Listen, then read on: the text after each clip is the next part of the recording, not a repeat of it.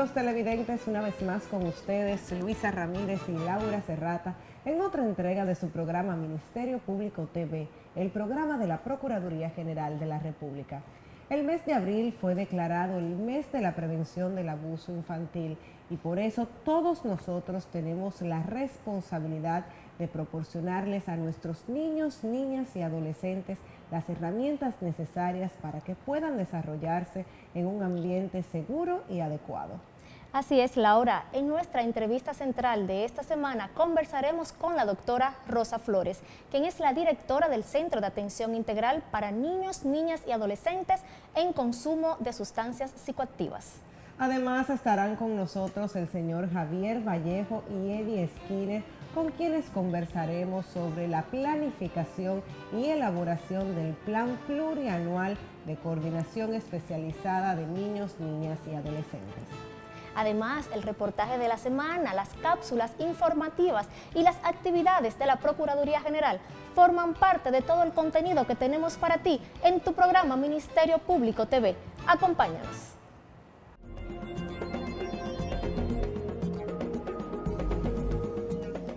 El valor de la mujer dominicana para sus familias, sus comunidades, sus carreras, tiene que hacerse escuchar claramente. Ahora y por todos tenemos que poder más que sus agresores. Ignorar la crisis de la violencia contra la mujer es ver llegar a un final horrendo para nuestro pueblo y no hacer nada con la capacidad de actuar. Ni una sola víctima. Únete, actúa, denuncia. Luchemos hasta eliminar la violencia contra la mujer.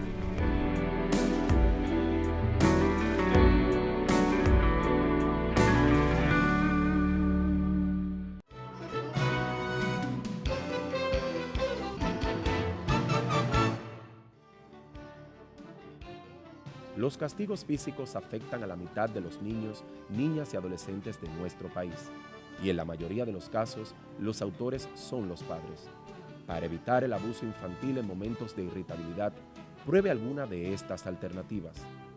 Deténgase antes de dar el primer golpe o decir palabras ofensivas. Aléjese. Ponga distancia entre usted y el niño, niña o adolescente.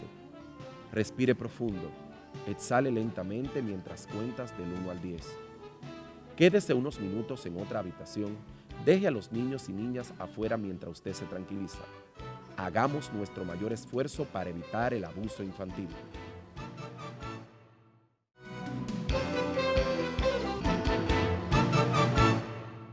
Estamos de vuelta en su programa Ministerio Público TV.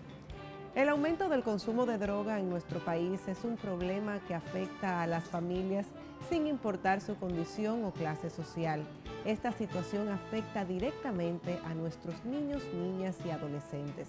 Según un estudio realizado hace aproximadamente 2 años, el 85 o 90% de los menores privados de libertad en algún momento de sus vidas tuvieron contacto o consumieron sustancias prohibidas. A la medida en que nuestros jóvenes tengan mayor acceso a las sustancias psicoactivas, el reto de tener una sociedad libre de drogas será mucho más difícil. Y como nuestro compromiso es preservar a nuestros niños, niñas y adolescentes, en esta ocasión se encuentra con nosotros la licenciada Rosa Flores, quien es la directora del Centro de Atención Integral para Niños, Niñas, Adolescentes en Consumo de Sustancias Psicoactivas. Rosa, para Luis y para mí es un placer estar contigo en este que es tu programa Ministerio Público. ¿Cómo te sientes? Agradecida estoy yo de estar con ustedes una vez más en este programa Ministerio Público, porque es una oportunidad de llegarle a las familias, a los padres, ¿verdad? Y brindarle información, sobre todo por esa introducción que hacías tan bien enfocada, más que agradecida de Dios y de ustedes. Rosa, yo creo que es importante iniciar la entrevista explicándole a nuestros amigos televidentes qué es el Centro de Atención Integral para Niños, Niñas y Adolescentes en Consumo de Psicoactivos.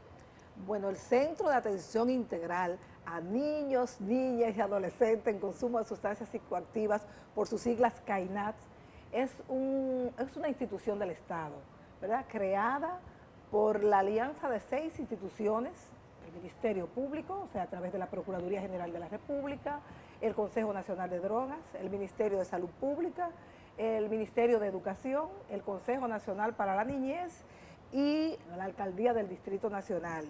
Es una institución de carácter público y de servicios. ¿Cómo surge la creación del centro, Rosa, y qué tiempo tiene de creada?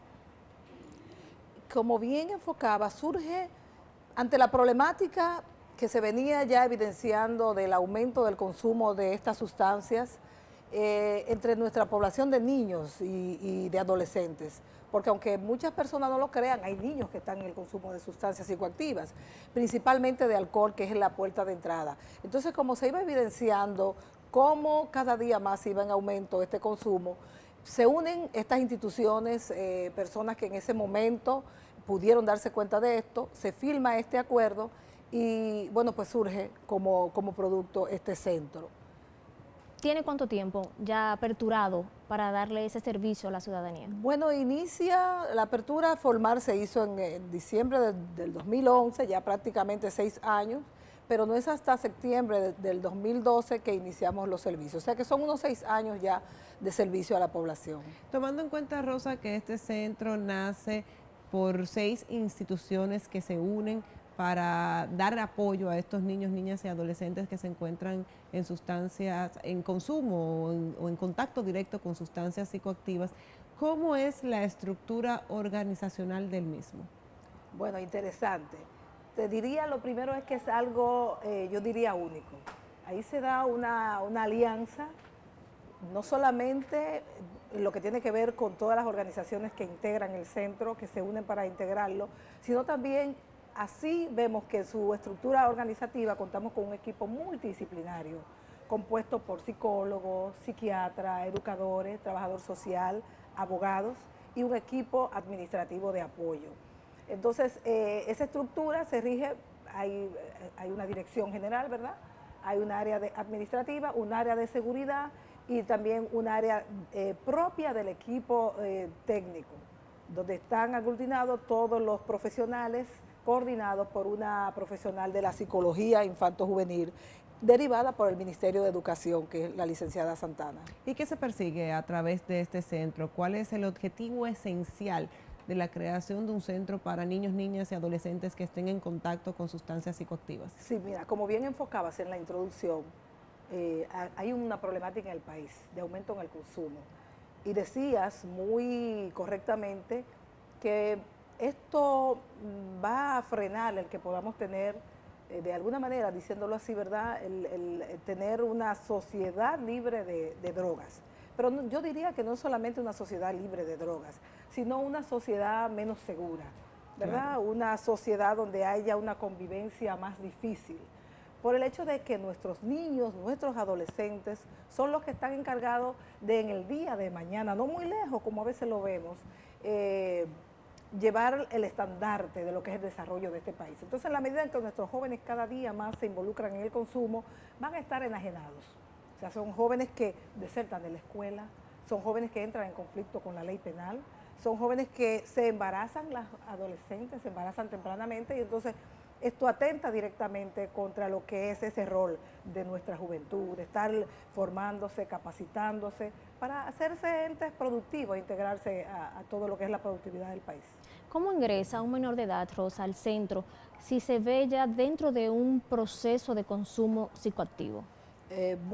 Importante, y me da pie para también decirle a todos nuestros televidentes, que la manera de accesar al centro es por libre acceso. O sea, todo aquel que se entera de que este centro existe, y digo de esta manera que se entera porque es un centro que se habrán dado cuenta posiblemente que no se le ha dado mucha promoción, pero todo aquel que se entera puede entrar por libre acceso.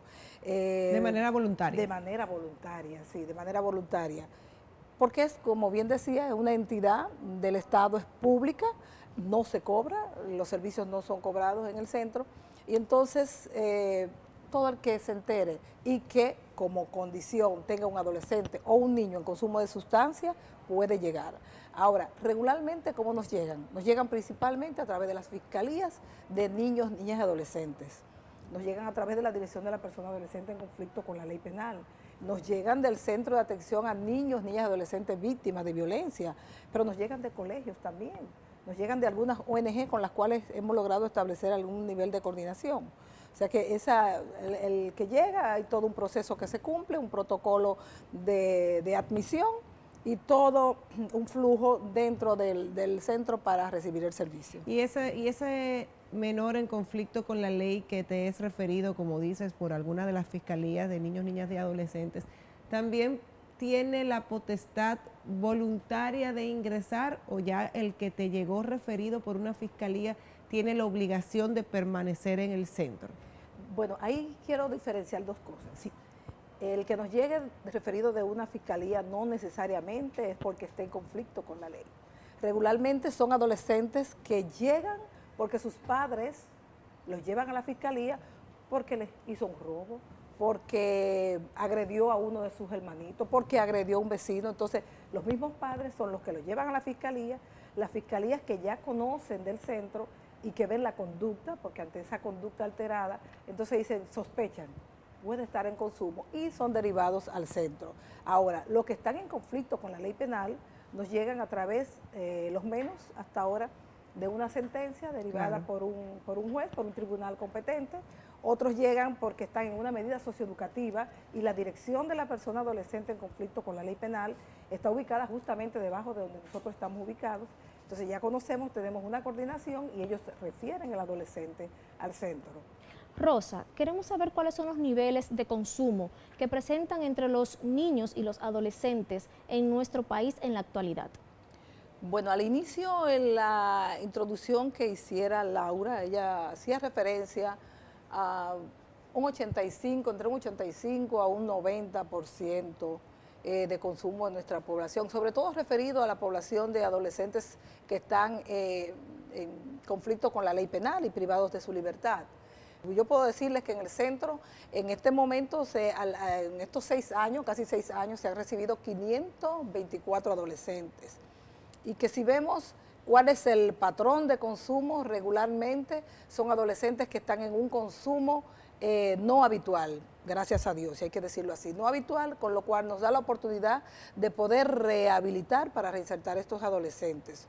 Regularmente es un consumo experimental, ¿verdad? O un consumo ocasional, muchas veces porque se dejan llevar por la presión de grupos, jóvenes que no tienen una autoestima bien estructurada, que no son resilientes, y entonces son jóvenes que caen en el consumo. Hay diferentes sustancias psicoactivas y que en nuestro país está prohibido su consumo. Bajo los efectos de cuáles sustancias ustedes tratan a los menores en el Centro de Atención Integral para Niños, Niñas y Adolescentes. Bueno, nuestras estadísticas que en algún momento esperamos poder compartirlas públicamente. Ahora mismo el Consejo Nacional de Drogas, a través del Observatorio Nacional, está preparando lo que es nuestro primer informe estadístico. Y ahí ustedes podrán ver, cuando esto se publique, que el policonsumo.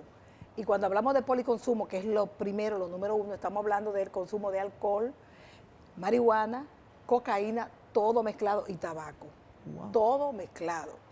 Pero si nos vamos y desagregamos, la número 1 está haciendo ahora mismo, y compiten ahí, el alcohol, que es puerta de entrada, con la marihuana. Esas son las sustancias que están prevaleciendo en el consumo. Luisa te hacía una pregunta sobre las sustancias psicoactivas que se consumían, los niveles de consumo que tenían los menores en nuestra sociedad. Y tú decías que gracias a Dios la frecuencia con la que nuestros jóvenes consumían sustancias controladas no era lo habitual y que era mucho más fácil rehabilitarse. Claro, y a mí me gustaría saber, Rosa, y sé que tú tienes la experiencia para darme una respuesta contundente y basada realmente en la realidad, sobre cuál es la posibilidad de que en nuestro país esos menores de edad que se encuentran en consumo directo con sustancias prohibidas y controladas en nuestro país puedan rehabilitarse y reinsertarse de nuevo a nuestra sociedad. Pero a mí me gustaría que tú me des esa respuesta después que nosotros volvamos de una pausa. Así que te vamos a pedir un permiso y a ustedes, amigos televidentes, continúen con nosotros que enseguida regresamos.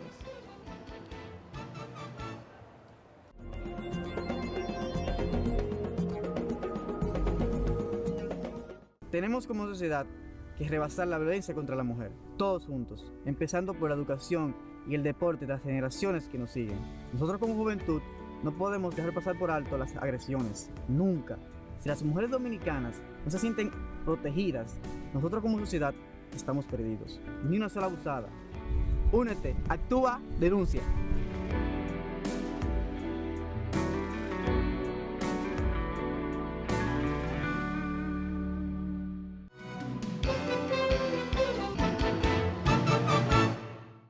Estamos de vuelta en su programa Ministerio Público TV. Les recordamos que estamos conversando con la doctora Rosa Flores, quien es la directora del Centro de Atención Integral para Niños, Niñas y Adolescentes en Consumo de Sustancias Psicoactivas.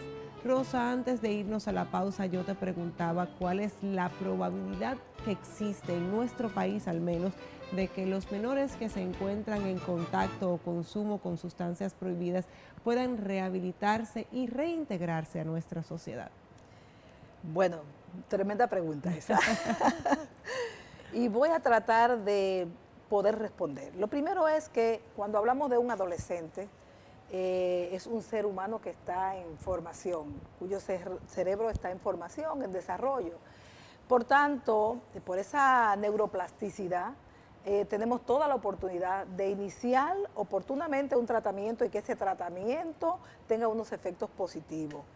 Máxime si estamos en las primeras etapas de consumo. O sea que es algo que va muy a favor.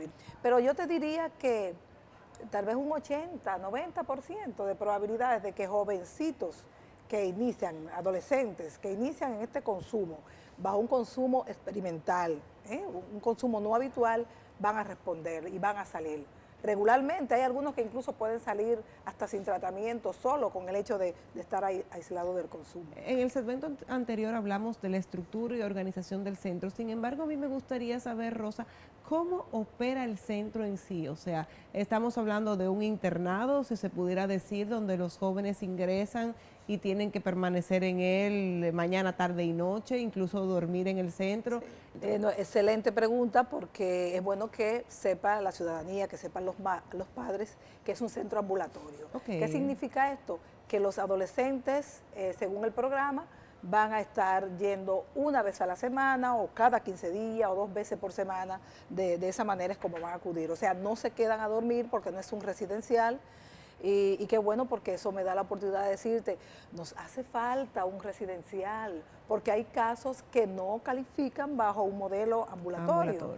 Entonces esto ameritan de un modelo residencial, que son programas estructurados, que son programas que llevan un seguimiento continuo de cómo va evolucionando este adolescente, que son adolescentes que deben ser segregados muchas veces de su familia y del entorno donde viven. Así mismo ¿Es necesario el consentimiento, Rosa, de ese menor de edad o del adulto que acompaña a este niño, niña, adolescentes al centro a recibir el servicio? ¿Cómo ustedes manejan esa parte legal? Recordar que los adolescentes, y como abogada lo sabe, ¿verdad? Los adolescentes están bajo la guardia y la tutela de sus padres, de esos adultos, de esos tutores.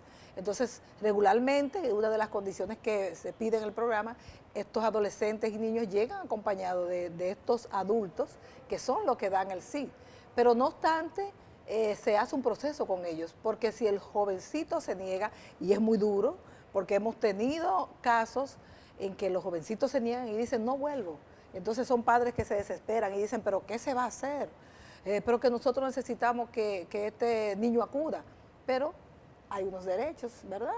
Y lamentablemente hay que respetar esos derechos, y digo lamentablemente porque claro, vemos como es un adolescente que está deteriorándose y que no va a poder continuar a una vida adulta. Entonces, hay un principio de voluntariedad que también se cumple por el hecho de que cuando se hace una buena introducción, un buen enganche, pues estos jovencitos acuden voluntariamente. Hay algunos que dicen, yo quiero salir de esto, yo quiero estudiar. Entonces ahí ya no se hace necesario ninguna coerción, porque ellos son los que entienden que necesitan salir. Cuando los confrontamos y les decimos, ¿cómo tú te ves dentro de 5 años? ¿Cómo te ves dentro de 10 años? ¿A qué tú aspiras? Entonces, a veces he tenido la oportunidad, aunque yo no doy atención en el centro, pero cuando tengo la oportunidad de reunirme con algunos de ellos y les pregunto, ¿y qué tú quisieras hacer en el futuro? ¿Cómo te ves? Que me dicen, yo quiero esto. Y yo le digo, ajá. Y entonces, ¿qué tú tienes ahora? ¿Qué tú necesitarías? ¿Qué te falta? ¿O qué te impide llegar a eso? Entonces ellos mismos hacen su reflexión. y dicen, pero espérate que yo estoy consumiendo, es que me pasa esto. Y ahí entonces pues ya la voluntariedad llega de por sí. El centro, escúchame Laura, para hacerle esta pregunta, el centro es para niños, niños y adolescentes. Exactamente. ¿Ustedes cuando tienen 18 años ya no le dan el servicio al público? Sí, se les brinda el servicio, claro. Es bueno que lo aclaremos. Claro que sí. Nosotros nos regimos en todo lo que vamos articulando con las normas, según el área. Para el ámbito de salud hay normas de atención. Tenemos las normas de atención a la salud integral del adolescente que delimita hasta los 19.11 años. Igual, si nos llega un adolescente, ya un joven de 19 años, nosotros lo recibimos. Muy interesante. Ahora, cuando ya cumple los 20 años, lo derivamos al CAI, que es el Centro de Atención Integral a la Dependencia, que es un centro también del Ministerio de Salud, que está ubicado en el Moscoso Puello y que es para adultos. Entonces ya en ese momento hacemos la referencia, como también ellos hacen la referencia al centro que nosotros estamos dirigiendo, por el hecho de que son adolescentes cuando reciben adolescentes. O sea que tenemos ese vínculo, pero es bueno que se sepa que hasta los 19.11 años los recibimos. Qué bueno.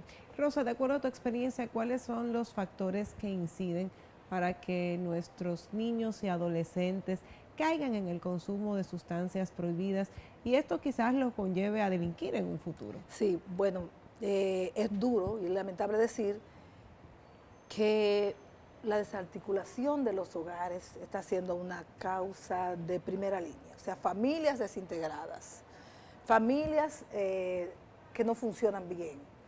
La principal causa, entre las principales, la presión de grupos, jovencitos que no tienen una buena autoestima estructurada, ceden ante la presión de grupos, la pérdida muchas veces de uno de los padres, a veces cuando muere uno, el divorcio, cuando hay separación, nuestros adolescentes también, nuestros niños, situaciones a veces escolares, que no me está yendo bien en la escuela. O sea, son para nosotros, en la casuística, las razones principales. Y quiero retomar y resaltar, señores, cómo nosotros hemos podido tener un termómetro que nos dice algo que ya es un secreto a voces, cómo la familia está cayendo.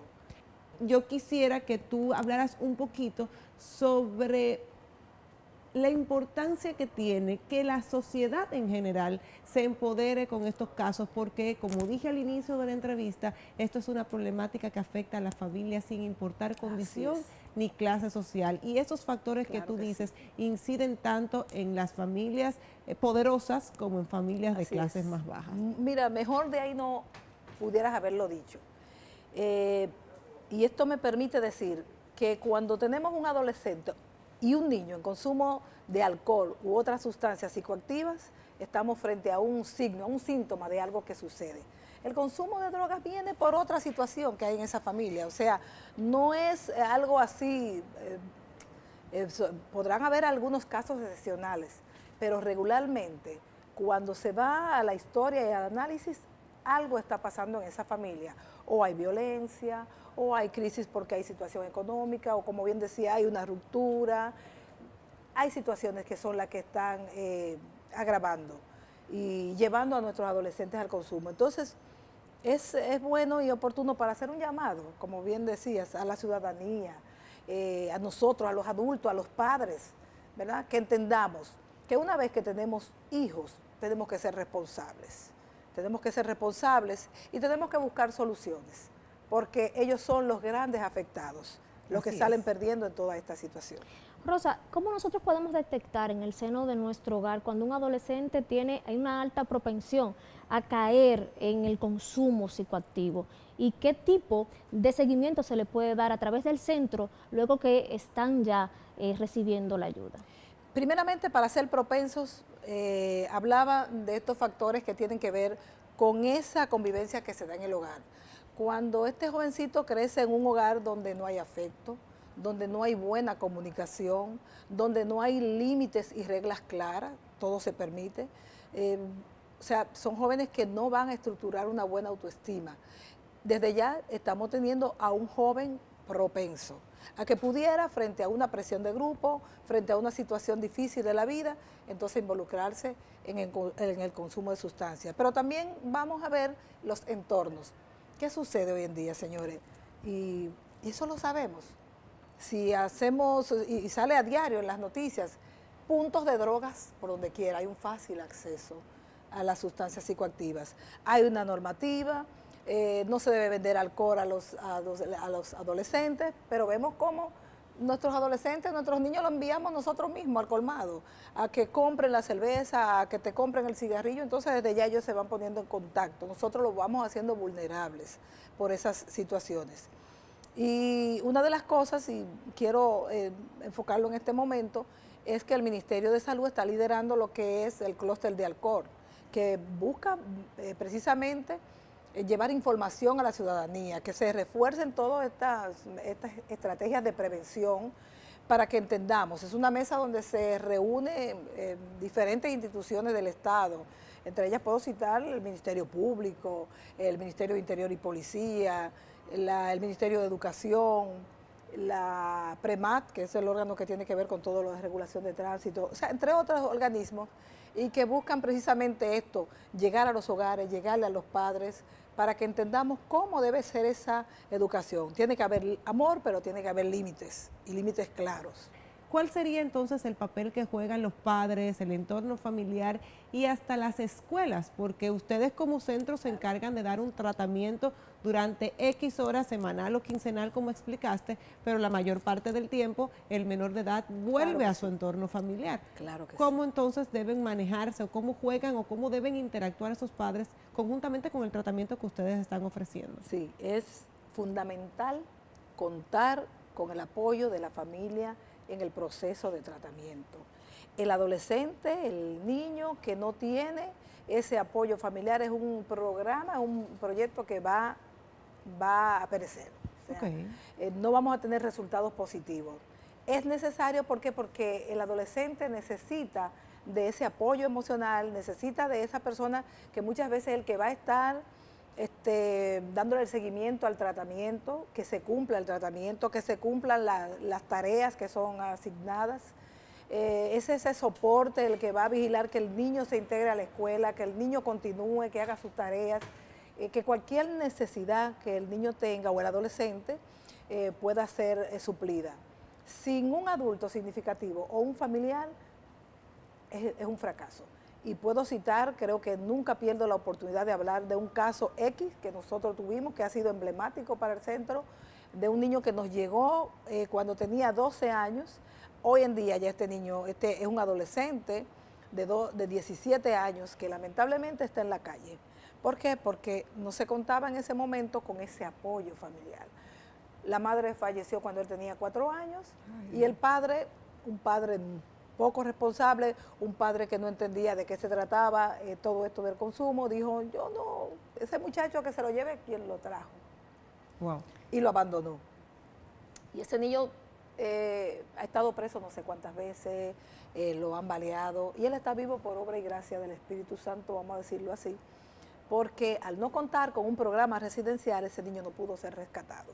Y es un niño, es un adolescente de la calle hoy en día, y es la realidad que yo sé que ha ido trabajándose para resolver con estos adolescentes que están en la calle, para sacarlo de la calle, pero sacarlo de la calle no solamente llevarlo a un lugar, sino que hayan programas que vayan a trabajar esa conducta.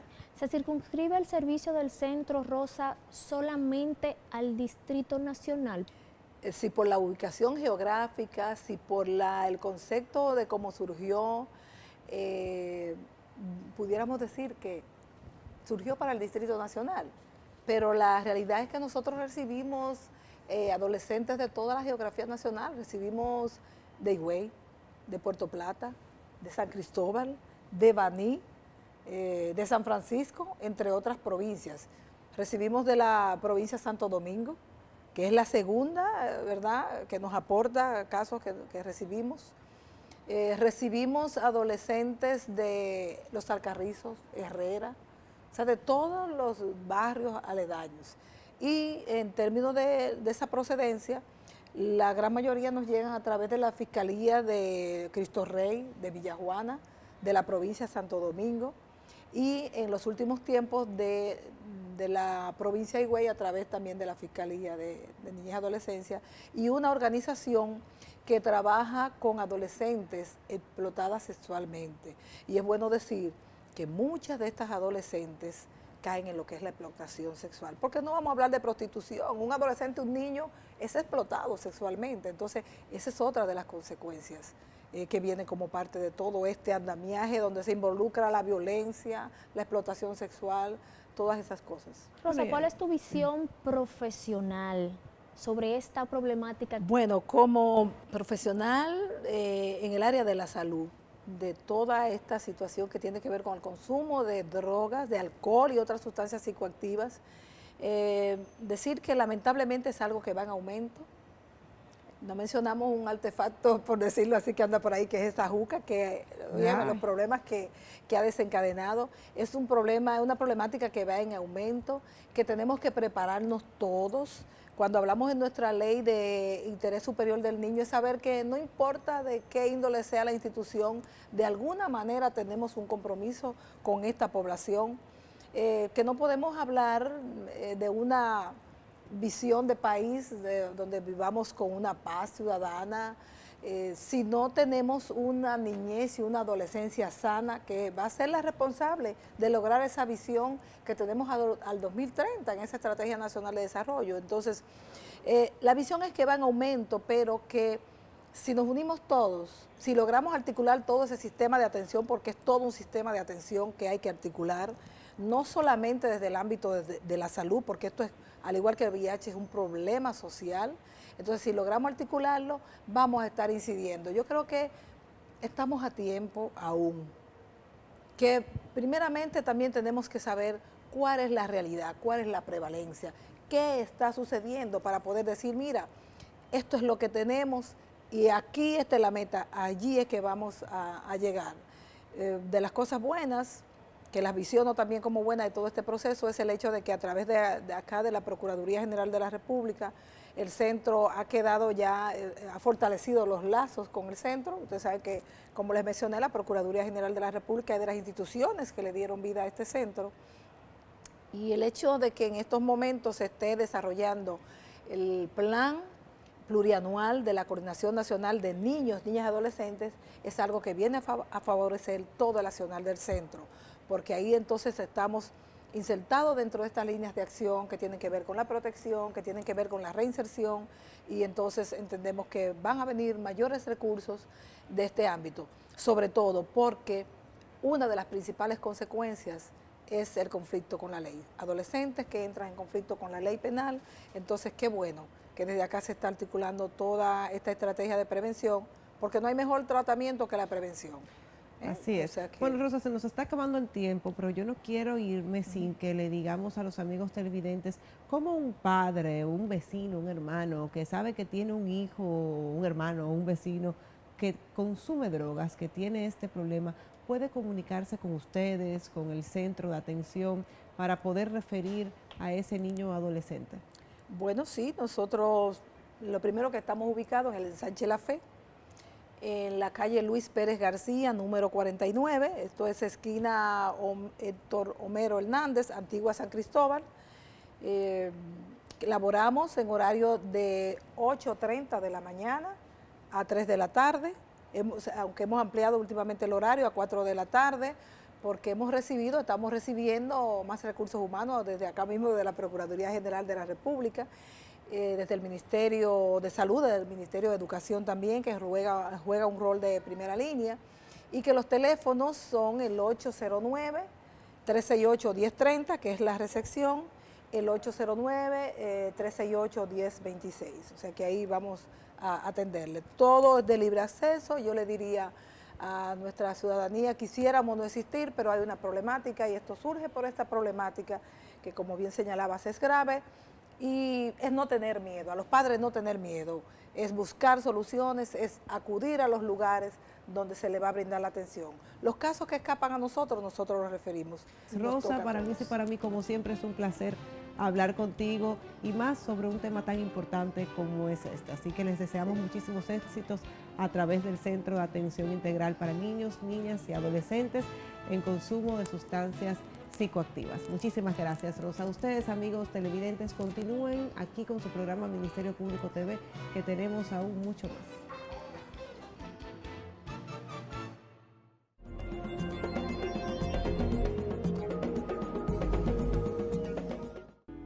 La mujer merece honra y respeto.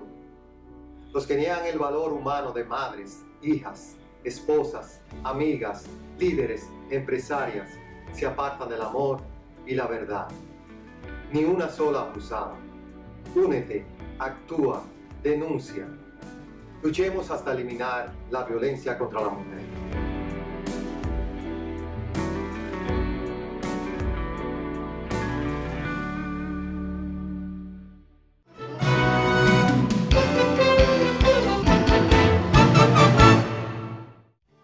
El Procurador General de la República, Jan Rodríguez, inauguró la 4ª Unidad de Atención Integral a Víctimas de Violencia de Género Intrafamiliar y Delitos Sexuales, correspondiente al municipio de Neiva, provincia Bauruco.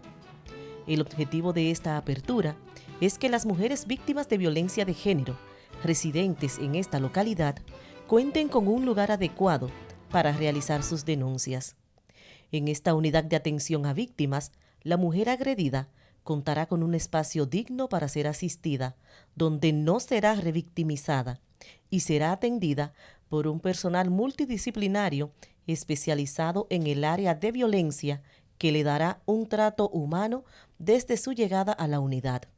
Bauruco hoy se une a una de esas iniciativas que nosotros hemos dicho, ya basta, ya no más, ya vamos a solucionar este problema, sea como sea.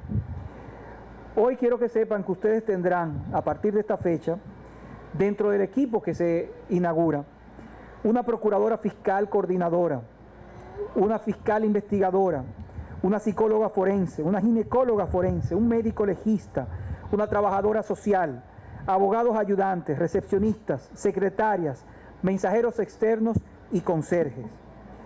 La mayoría de las unidades estaba trabajando en nuestro país desde hasta las 5 p.m. y hasta las 2 los sábados. Nosotros pretendemos, como parte del plan, que todas las unidades trabajen, incluida esta, en manera progresiva, hasta la medianoche. Porque ¿qué pasa si en la noche sucede esa violencia de género? ¿Que no tengan a dónde ir? No, van a tener a dónde ir hasta la medianoche y desde bien temprano en la mañana. La unidad está compuesta por una fiscal coordinadora, integrado además por fiscales investigadores, psicólogos forenses, ginecólogos forenses, médicos legistas, trabajadores sociales, abogados ayudantes y personal administrativo. Para garantizar la efectividad del servicio brindado, los fiscales, militares y personal administrativo fue entrenado y capacitado sobre el abordaje efectivo sobre la violencia de género y sus consecuencias negativas para la sociedad. Esta unidad cuenta con un espacio de esperanza, cuya finalidad es proteger a los menores que acompañen a su madre en el proceso, para que no se vea afectado por la situación que atraviesa el círculo familiar. Esta inauguración se enmarca dentro de las 22 acciones contenidas en el Plan Nacional contra la Violencia de Género, que en noviembre pasado puso en funcionamiento el Procurador General Jan Rodríguez. Cuenten ustedes con que este personal no va a estar a libre. Hay incluso una dirección de prevención a la violencia o de persecución contra la violencia de género que hemos instaurado recientemente para monitorear todo esto, para revisar todo esto. Medidas de protección, señores. Víctima que llegue, víctima que será atendida. Y tenemos inmediatamente que dictar una orden de protección a toda víctima que coloque la denuncia una vez se realice la verificación primaria. Por igual, desarmar a las víctimas. Y no menos importante, señores, es que ustedes quizás habían oído en tiempos pasados que le daban a las víctimas, señores, la notificación para que ella vaya y se la lleve a su agresor. Eso, para que ustedes sepan, está terminantemente prohibido. el miembro del Ministerio Público y la Procuraduría que entregue una cita a su víctima, la está enviando a que su agresor la golpee de nuevo. Y por lo tanto, tendrá las consecuencias del lugar y sería separada de la institución. Ya esto lo he dicho, esto es cosa del pasado, pero quiero pedírselo a ustedes mismos, a la comunidad, que también sean observantes y que cualquier actuación indebida de nuestro personal, por favor, denúncienlo, me lo dejan saber, porque créanme que tomaremos la acción del lugar. Eso está prohibido. En la actualidad, suman 23 las unidades de violencia de género y de esta forma, el Ministerio Público alcanzará la meta propuesta de dotar a cada provincia de una unidad de atención integral de violencia de género intrafamiliar y delitos sexuales.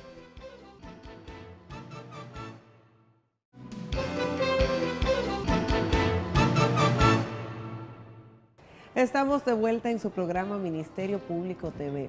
Tan importante como detectar el maltrato infantil es prevenir este delito que tanto afecta a los niños, niñas y adolescentes de nuestro país. Por eso es necesario educar desde muy temprana edad sobre este tema a todo el entorno familiar, social y escolar. La comunicación y el diálogo son elemental para la prevención de este delito. Y tomando en cuenta que el mes de abril es el mes declarado para la prevención del abuso infantil, se encuentran con nosotros el señor Javier Vallejo, quien es consultor internacional, y el magistrado Eddie Skinner, fiscal de niños, niñas y adolescentes y miembro de la Coordinadora Nacional de Niños, Niñas y Adolescentes. Tanto para Luisa como para mí es un honor y un placer contar con la presencia de ustedes en este programa. Bienvenidos. El honor es nuestro estar aquí con ustedes y esperamos que el diálogo sea fructífero. Qué bueno. Mira, a mí me gustaría iniciar esta entrevista hablando sobre qué es la Coordinación Nacional de Niños, Niñas y Adolescentes. Bueno, la Coordinación Nacional de Niños, Niñas, Adolescentes y Familias es un órgano que, como su nombre lo dice, coordina todas las acciones y la gestión del Ministerio Público Especializado de Niños, Niñas, Adolescentes y Familias.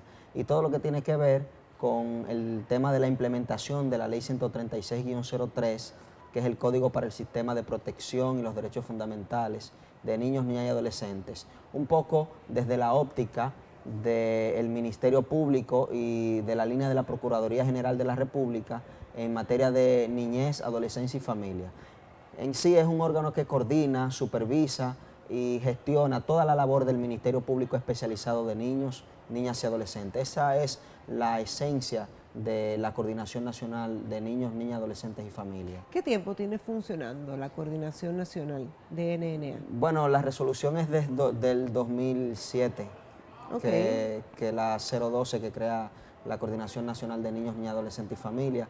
Está a cargo de la magistrada Marisol Tobar, que en su condición de Procuradora General Adjunta de Niños, Niñas, Adolescentes y Familias se delegó en ella toda la labor de coordinación de esta unidad. Pero ya desde hace bastante tiempo ella venía trabajando el tema de niñez, adolescencia y familia desde la Fiscalía del Distrito Nacional y luego en su labor de Procuradora General Adjunta. Okay. ¿Cómo está estructurado, Eddie, la parte organizativa de la coordinación? Bueno, organizativa y funcionalmente está estructurado con 7 procuradores generales de corte de apelación de niños, niñas, adolescentes y familias que están en los departamentos judiciales: San Pedro de Macorís, Santiago, San Cristóbal, Santo Domingo, Distrito Nacional, La Vega, y esos son las 7 procuradurías generales de corte y los 29 procuradores fiscales de niños, niñas y adolescentes que actualmente están diseminados en cada distrito judicial, exceptuando lógicamente a Atomayor, Pedernales, Elías Piña e Independencia y San José de Ocoa, que son actualmente las jurisdicciones que hasta ahora no cuentan con un procurador fiscal de niños, niñas en esta materia. Pero en todo el territorio nacional está el Ministerio Público Especializado de Niños, Niñas y Adolescentes. Mira, Javier se encuentra con nosotros ¿sí? en el programa y en el país porque es un experto en planificación y metodología. Y antes de hablar un poquito con Javier sobre este tema de todo el proceso de planificación que se está llevando a cabo en nuestro país. A mí me gustaría que tú le expliques, Eddie, al público televidente, cómo nace la iniciativa de crear un plan plurianual para niños, adolescentes y familias. Fíjate, el Ministerio Público de Niños, Niñas y Adolescentes, que es un ministerio público especializado, en su labor de investigación y en el día a día, vimos la necesidad de que a través de la Coordinación Nacional, que es la que gestiona y tiene una comunicación directa con todos los fiscales de niños, niñas y adolescentes y con todos los procuradores generales de corte, vimos una necesidad importante de que todo esto sea organizado en una estrategia que defina las actividades, el ámbito de actuación y que delimite muy claramente, conforme ya a la línea y la visión de la Procuraduría General de la República y su plan estratégico, la línea que nosotros concretamente debemos de seguir. Para eso hay que determinar actividades, líneas de acción y una serie de factores que el consultor domina mucho mejor que yo. Bueno, pues Javier, explícanos un poquito en qué consiste toda la elaboración de este plan que tú estás elaborando para la coordinación de niños, niñas y adolescentes. Bueno, el magistrado ya lo ha expuesto de manera bastante precisa. Es un proceso que viene un poco guiado por la visión de lo que finalmente queremos obtener. Y en ese sentido, un plan plurianual lo que aspira es a delimitar cuáles son las guías y las orientaciones principales por las cuales la institución prevé transitar, en este caso en los próximos años. A mí siempre me gusta comenzar comentando los diferentes niveles que tenemos en la planificación para poder insistir en lo que verdaderamente constituye una gestión por resultados, que es el enfoque que hoy en día está imperando en la mayoría de las instituciones y de las organizaciones. ¿Cuál es la idea de la gestión por resultados? Normalmente nosotros siempre pensamos en el nivel más bajo de la planificación, que es definir las actividades que vamos a cometer. Es decir, pensamos en términos de qué es lo que vamos a hacer. Y de hecho tenemos una tendencia natural a considerar que la pregunta que primero nos viene a la cabeza es ¿y usted qué va a hacer? Pero hay que entender que un plan no es una mera colección de actividades, porque de hecho lo que uno hace no es en sí mismo lo más relevante, sino que lo que hacemos nos va a llevar a un resultado, es decir, a un logro. Digamos que la dinámica viene a ser que si yo hago esto y yo hago esto, consigo esto que tenemos por arriba, en definitiva, consigo ese resultado. Y el resultado sí que es importante, porque de poco nos sirve hacer cosas si eso no se traslada a un impacto y a un logro. Y luego, por encima de ese nivel de resultados, tenemos el nivel de objetivos, que es en definitiva a qué queremos contribuir, que es un objetivo que se proyecta siempre hacia afuera. En el caso de la coordinación de niños, niñas y adolescentes, siempre es un servicio hacia el ciudadano con una especial atención a la protección y garantía de los derechos de los menores, que es, por así decirlo, el objetivo general al que va a confluir todo lo que en ese área se organice. De manera que así se aspira a generar una estructura donde todo esté sólidamente armado, de manera que nosotros lo que hacemos está orientado a la consecución de unos logros y esos logros contribuyen a los objetivos. Y además estaremos en disposición de que se pueda monitorear hasta qué punto hemos contribuido a la consecución de esos logros. No simplemente constatar que hemos hecho una serie de actividades. El acento, siempre la idea es ponerlo, ubicarlo en el nivel de resultado. ¿Y cuál es la dinámica para este proceso que ustedes están llevando a cabo para que efectivamente a través de la coordinación de niños, niñas, adolescentes y familias puedan alcanzar ese objetivo general? Porque sabemos, como según tú explicas, hay distintos objetivos, pero para lograr alcanzar el objetivo general, ¿cuál sería el proceso, la dinámica que se estaría implementando? Sí, a ver, este tipo, digamos, de consultorías pues conllevan una serie de etapas que se van desarrollando progresivamente. Evidentemente lo que nos guía es la visión del resultado final que queremos tener, que es una idea clara de por dónde queremos avanzar en los próximos años en la coordinación de NNA. Pero ¿de dónde vamos a obtener la inspiración para determinar esas líneas? El punto de partida necesariamente siempre es un diagnóstico, es decir, para delimitar dónde queremos llegar es importante al principio ser conscientes de dónde estamos en el momento presente. Y entonces se habilita una serie de dinámicas para definir y determinar ese diagnóstico. En el caso que nos ocupa, lo primero que hemos hecho es definir quiénes son los actores más relevantes y representativos. Y normalmente eso siempre nos lleva a 3 grandes grupos. Por un lado, el propio equipo de la coordinación de NNA en sus diferentes, cajas del organigrama, porque evidentemente ellos son los responsables de cumplir sus funciones y sus competencias. Pero más allá de eso tenemos actores un poquito en un sentido más amplio, como si dibujáramos círculos concéntricos. En el centro está la coordinación de NNA, pero no olvidemos que eso forma parte de un sistema.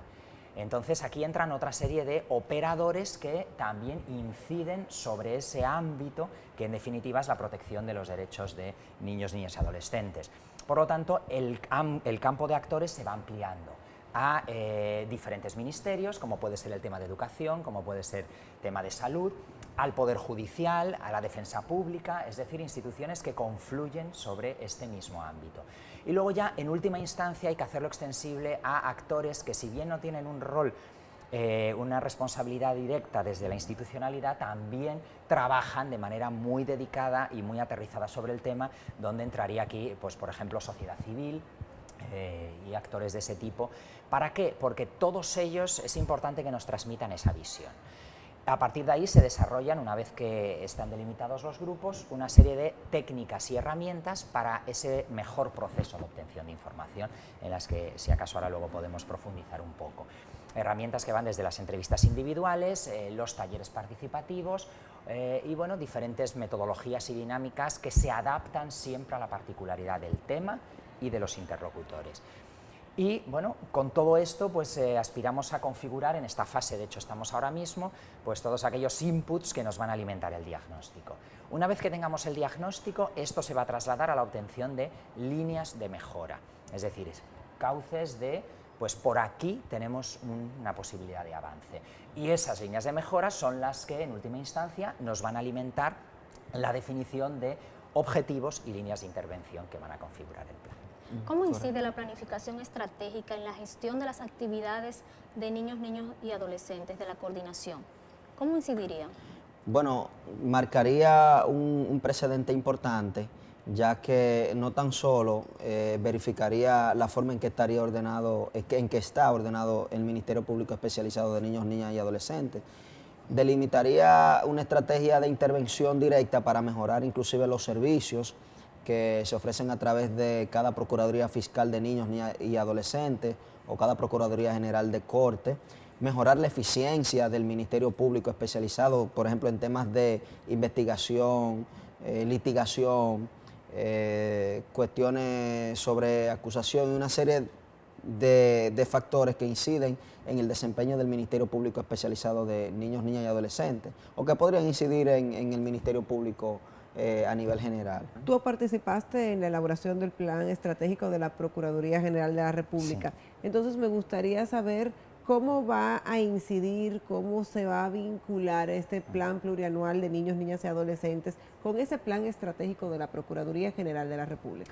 Sí, necesariamente tiene que vincularse, porque hay que ser conscientes de que dentro de una institución no podemos pensar en compartimentos aislados. Es decir, la institución es un todo que se compone de una serie de órganos, o como lo queramos llamar, que cada cual tiene su función, pero que contribuyen al elemento, digamos, común. Por establecerlo, vendría a ser la similitud de un ascensor, donde nosotros tenemos que, en un piso elevado, tenemos la planificación estratégica de la institución, que es hacia dónde quiere confluir.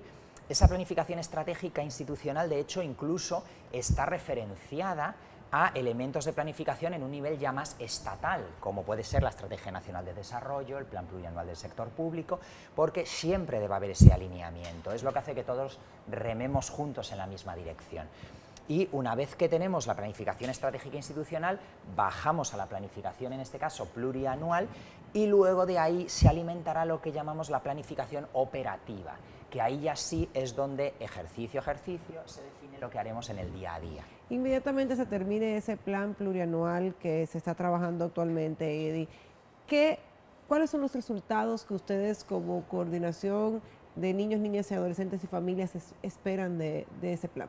Bueno, en definitiva esto tiene que traducirse en la mejoría del servicio que brinda el Ministerio Público Especializado de Niños, Niñas y Adolescentes, sobre todo también a la protección de los derechos fundamentales de los niños, niñas y adolescentes, porque en definitiva la labor del Ministerio Público o de cualquier servidor público es brindar un servicio de calidad y que su gestión sea enfocada en un resultado conforme lo espera la población. Eso incluiría aspectos muy fundamentales para la mejoría de la eficiencia en las labores de investigación, prevención del delito en materia de niñez y adolescencia y todo lo relacionado a la jurisdicción especializada de niños, niñas y adolescentes. Evidentemente impactaría a todo el país porque el Ministerio Público está conformado, como lo dije precedentemente, por esos 7 procuradores generales de Corte de Apelación y los 29 procuradores fiscales titulares y sus procuradores fiscales que en cada provincia ejercen la función en esta materia. Javier, nosotros queremos saber cuál es la duración que a través de usted va a tener este asesoramiento internacional sobre el Plan Plurianual de la Coordinación de Niñas, Niños y Adolescentes. Sí, lo que es el proceso de elaboración del plan prevé una duración global de 2 meses.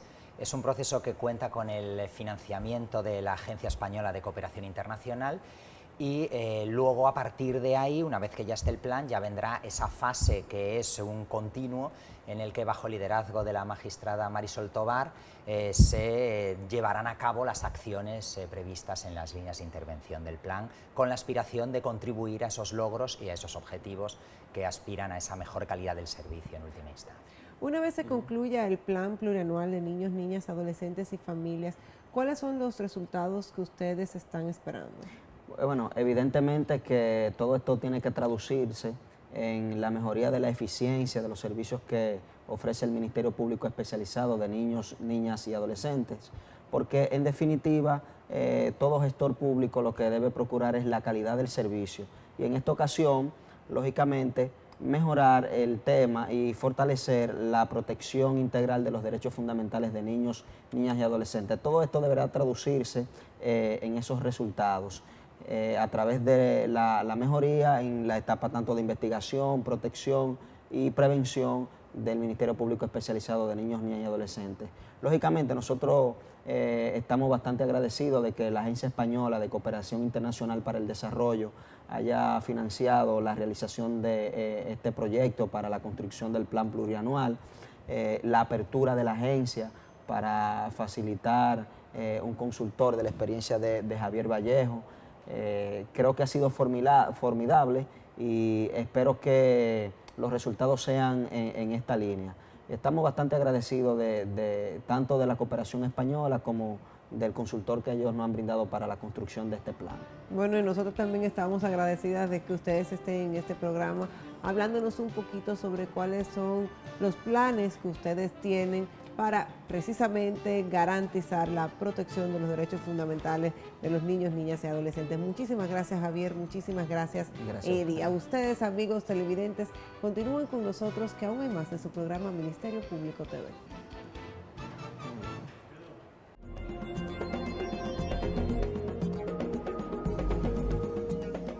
Como dominicanos, la unión y el esfuerzo nos mueven a logros indiscutibles. Actualmente la participación de la mujer dominicana en las áreas de educación, desarrollo de sus comunidades y la economía del país en general es el indicador más significativo del progreso de la nación.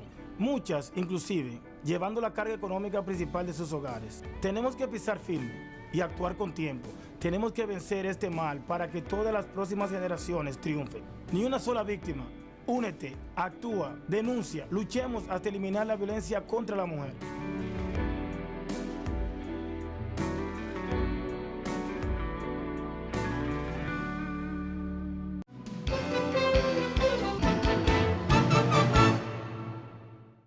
Hasta aquí su programa Ministerio Público TV. Estuvieron con ustedes Luisa Ramírez y Laura Serrata. Muchísimas gracias por acompañarnos. Les esperamos en una próxima entrega.